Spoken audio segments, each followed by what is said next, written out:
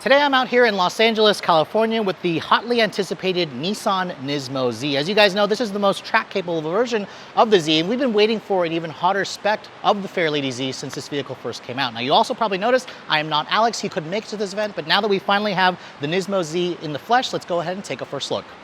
So when Nissan first showed off the all-new 7th generation Z, there was a lot of controversy with the front end. I mean, personally, I always thought this vehicle was very good looking, but I think what Nissan has done here for the NISMO is they've kind of taken it to the next level. You can see that kind of cartoon face of the regular Z has been adjusted because the grille on this vehicle is wider, it's a little bit slimmer. Nissan also added this kind of gloss black hexagonal mesh insert that Nissan says is the slimmest grille that they've ever done in terms of the hexagons. It allows, again, for additional cooling for that engine underneath the hood, which we'll talk about in just a moment. But you can also see there's also some different color changes here. I really like the kind of red line that kind of goes along the front fascia. You'll notice later it kind of goes along the entire vehicle. All NISMO Zs come standard with the company's full LED headlights. This is kind of like a half moon style LED headlight where you'll have an LED daytime running light, LED turn signal. This is supposed to be reminiscent of the 240Z, the original Datsun 240Z, and I think it really works in terms of the styling. The one thing I noticed that didn't really change is the hood. This is actually the same kind of style for the hood along with the new Nissan logo. You're also noticing this color is also unique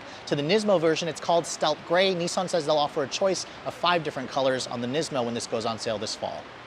At 173.6 inches long, this NISMO Z is actually about an inch longer versus the regular Z, and you can credit that, of course, to the body kit. It is extending the overall length. It also is extending the width of this car. It's about an inch wider as well with a wider track. It sits a little bit lower. It's all, again, going to give us that more aggressive stance because, remember, this is the most track-capable version of the NISMO, or of the Nissan Z. You can also see a couple of styling changes here. All NISMOs will come with a black roof. This kind of blade, this samurai blade here, is painted in a more like a machine gray color. You also have the same kind of heritage badging here with the Nissan Z logo, the handles, which are similar to the old 370Z, and then all NISMOs will have a black painted side mirror with the red accents. I also love how the red accent carries over there on the side sill of the vehicle, which again gives you more aggressive bodywork. Now, the wheels are also another area where Nissan wanted to give the Z, or the NISMO version of the Z, even stickier tires. So we have about a half-inch wider wheel total, and you also have fatter tires. So you'll have up to a 285 width tire in the rear. That's going to give us better grip.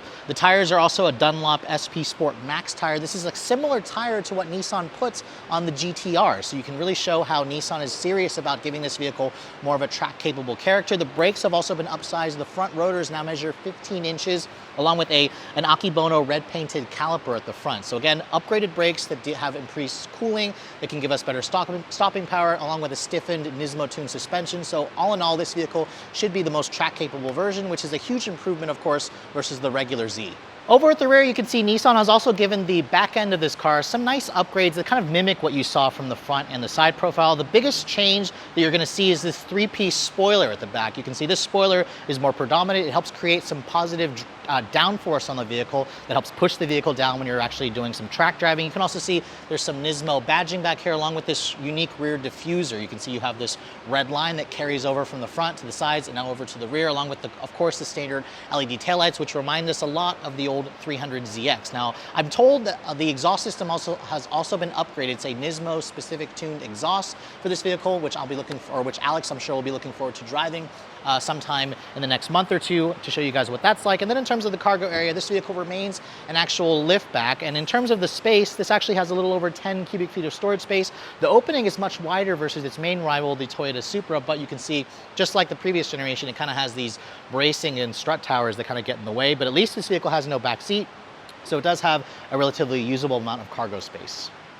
Now, for the most track-capable version of the Z, you also are probably expecting more power, and this is where Nissan's delivered, which is nice. You still have the same 3-liter twin-turbocharged direct injection V6. However, Nissan says they've revised the internal, so it has better cooling, it has a larger turbocharger, it has a revised wastegate. It all allows this engine to now produce 420 horsepower and 384 pound-feet of torque. That's an increase of 20 horsepower and 34 pound-feet of torque, so it's a nice, healthy increase, although I think Alex might say, I wish that Nissan did more. It would be nice if they did 450, but still, I'll take more power where I can get it. Now, it all goes out through just one transmission option, a 9-speed automatic transmission, the 6-speed manual from the regular Z. Sadly, it has not carried over into the NISMO. Nissan says they've tune the automatic to give you faster shifts. It also has launch control. It'll give you the best acceleration and the best track times. Now, in terms of fuel economy, the regular Z with the automatic gets 1928. They don't have final fuel economy figures just yet. We'll have those numbers as we get closer to the on-sale date. Nissan also wasn't ready to talk about performance figures, but I'd estimate this will probably be a sub 4-second vehicle with the launch control function. Remember, this is only rear-wheel drive with a limited slip differential. And Nissan already mentioned the curb weight. This vehicle weighs in at just over 3,700 pounds. It's about 100 pounds heavier versus a Z Performance with the automatic transmission. Moving on to the interior of the new Nismo Z, the first thing you're going to notice obviously are the new seats. You can see these are a Nismo specific Recaro bucket style seats.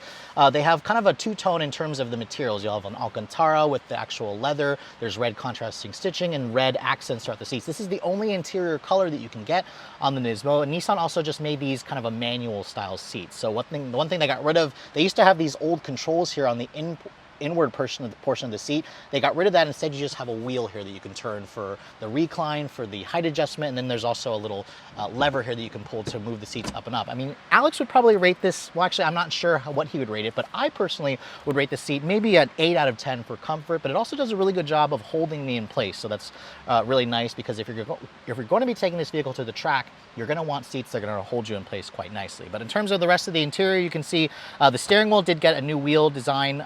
It's got kind of like this red marker at the 12 o'clock position.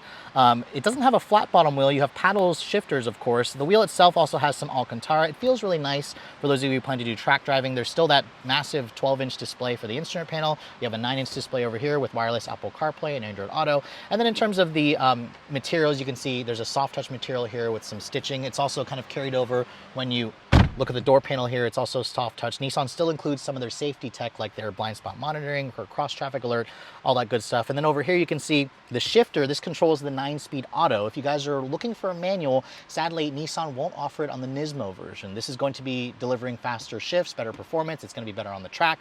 They also said that they improved the shift quality and the shift timing, so we'll have to wait until Alex gets a hold of this vehicle. He can let you know how it drives. There's also a red accented button here for the start stop. For the drive mode selector, you still have a manual pull style handbrake, which is going to be great for enthusiasts looking to do some J-turns or drifting on the track with their vehicle. And then in terms of the storage, it's a sports car. It's not going to have a ton of storage, but I do like how you have 2 cup holders. There's one kind of cleverly hidden here when you have the center console kind of slid back. As I slide this back and then push this button, you can see there's a little bit of storage here. Obviously, no back seat in this vehicle, but there's kind of like a little parcel shelf to give you a little bit more storage space. But overall, as you can see, the interior stays pretty much the same as the regular Z, but Nissan has kind of spiced it up a little bit, made it a little bit special. But overall, it's not going to be too hardcore. And I also appreciate the fact that the seats, they aren't as constricting as some other vehicles that have kind of a Recaro bucket style racing seat.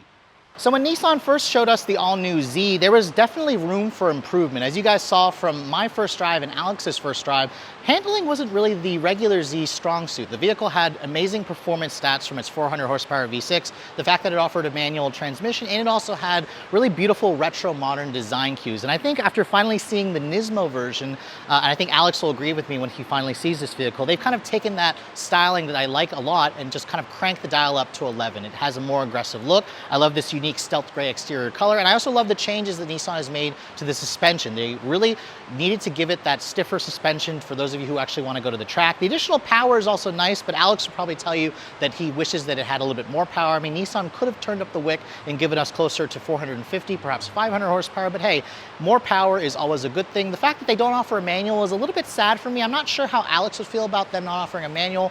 But for those of you who are looking for the quickest lap times, the quickest accelerations, that 9-speed auto is going to be your weapon of choice anyways. Now, in terms of pricing, if you guys are looking to get your hands on this vehicle, Nissan said, like I said earlier, this is going on sale in fall of this year, so you're gonna have to wait a couple more months. And they don't have pricing ready just yet, but we can kind of speculate because the regular Z starts at just under 40 grand. Add $10,000 for the performance trim. Most of you probably wanted to do that anyways. Now, I'm gonna go out on a limb here. I'm gonna say that Nissan's at least gonna charge probably $5,000 extra for the Nismo. I think it's worth $5,000 more. Of course, that's going to be before the dealers get a hold of this and they really start marking it up. But you can kind of still see markups on the regular Z at your local Nissan dealerships anyways. But for those of you who want the ultimate Z, obviously you've been waiting for the Nismo, and I have to say, once Alex and I drive this vehicle sometime in September, we'll be able to let you know if that wait was worth it. But with all that said, hope you guys have enjoyed my full overview on the brand new 2024 Nissan Nismo Z. If you're also looking to see the videos that are the vehicles that Alex is testing, be sure to to